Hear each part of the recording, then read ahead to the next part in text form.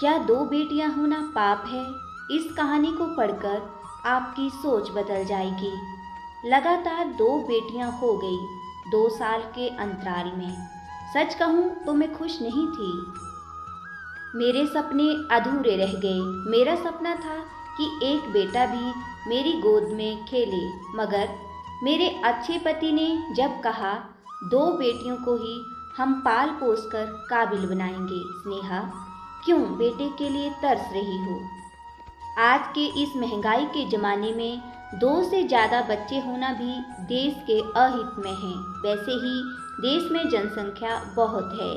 2 बेटियों के बाद अगर एक बेटा हो गया तो तुम्हारा ध्यान भी बेटे की ओर ज़्यादा रहेगा, जिससे बेटियां स्वयं को तिरस्कृत महसूस करेंगी। मैं ऐसा होने देना नहीं चाहता। हमारा छोटा परिवार सुखी परिवार। मेरे पति की बात मुझे कुछ हद तक तो समझ में आ गई, मगर मन में एक अधूरा ख्वाब रह गया। हम दोनों ने मिलकर दोनों बेटियों को अच्छी शिक्षा और अच्छी संस्कृति से अच्छा व्यक्तित्व दिया। बड़ी बेटी डॉक्टर बनी तो छोटी बेटी इंजीनियर। बड़ी धूमधाम से दोनों बेटियों की अच्छे लड़कों से शादी भी की। बड़ा दामाद डॉक्टर है तो छोटा दामाद इंजीनियर। दोनों बेटियों को ही अपना मनपसंद जीवन साथी मिला। हम बहुत खुश थे, इसीलिए खुशी से जीवन बीतने लगे। मेरे पति ने जो भी संपत्ति हमारे पास थी दोनों बेटियों में आधा आधा बांट दिया। जब बड़ी बेटी ने कहा कि हमें आपकी संपत्ति की ज़रूरत नहीं है पापा, आप अपनी संपत्ति अपने पास ही रखिए, तब मेरे पति ने जवाब दिया, हमारे घर के तुम ही तो वारिस हो। हमारे बाद हमारी संपत्ति की देखभाल तुम दोनों बहनें मिलकर ही तो करोगे। बेटी ने कहा, आप अभी कहीं नहीं जा रहे हैं पापा, कभी न कभी तो हमें जाना ही पड़ेगा बेटा। हाँ, एक बात कहना चाहता हूँ, अगर मैं पहले चला गया तो अपनी माँ का ध्यान रखना, और अगर मैं पहले चली गई तो। मैं बोल पड़ी थी, ये भी कोई कहने वाली बात है क्या? मम्मी पापा, आप लोग ऐसा क्यों कह रहे हैं? आप दोनों की देखभाल करना हमारा कर्तव्य है, कृतिका ने कहा। इसीलिए कह रहा हूँ क्योंकि मेरे दोस्त रिजेश के दोनों बेटे अमेरिका में जाकर बस गए। अब बुढ़ापे में उनका सहारा कोई नहीं रहा। जब 2 बेटे हुए थे, ब्रिजेश्वर तब बहुत गर्वित था, ये सोचकर कि 2 वारिस पैदा हो गए।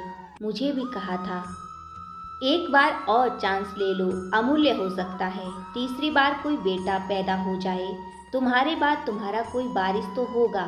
मैंने भी हंसकर कहा था, मेरी बेटियां ही वारिस बनेंगी, मुझे बेटा नहीं चाहिए, मेरे अच्छे पति ने कहा था। पापा के गुजर जाने के बाद बड़ी बेटी कृतिका ने उस जमीन पर अपने पापा के नाम से एक अस्पताल खोला, जो जमीन पापा ने संपत्ति का बंटवारा करते समय उसे दी थी। अस्पताल का नाम अपने पापा के नाम से अमूल्य आरोग्य केंद्र रखा। छोटी बेटी अमृता के नाम से उसके पापा ने अपना मकान खरीद दिया था। अमृता ने उस मकान में बच्चों के लिए एक निःशुल्क स्कूल खोल दिया और स्कूल का नाम मेरे नाम से स्नेहा विद्यालय रखा। दोनों बेटियों ने माता पिता का नाम अमर कर दिया। आज मैं अपनी बेटियों पर गर्वित हूँ। मेरे मन में अब कोई अधूरा ख्वाब नहीं रह गया। कौन कहता है कि केवल लड़के ही वारिस बनते हैं, लड़कियां नहीं। जहाँ पर भी कृतिका और अमृता के पापा आज हैं, वहीं से देखकर गर्व से उनका सीना चौड़ा हो रहा होगा। यह सोचकर कि मेरे बाद मेरी बेटियों ने हमारा नाम ऊंचा रखा है, जीवित रखा। बेटियों ने अपने कर्म से मेरा दृष्टिकोण ही बदल दिया।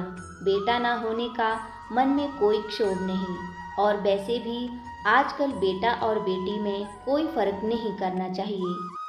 बेटियां आजकल बेटों से आगे निकल चुकी हैं। अगर आपकी बेटियां हैं तो ये मत सोचिए कि आपके पास बेटा नहीं है। अपनी सोच को बहुत अच्छा रखो। बेटा और बेटी में फर्क करना छोड़ दो। अपनी बेटियों को उच्च शिक्षा दीजिए और फिर देखिए। बेटियां वो कर सकती हैं जो शायद ही बेटे कर पाएं। बेटियां तो अनमोल होती हैं।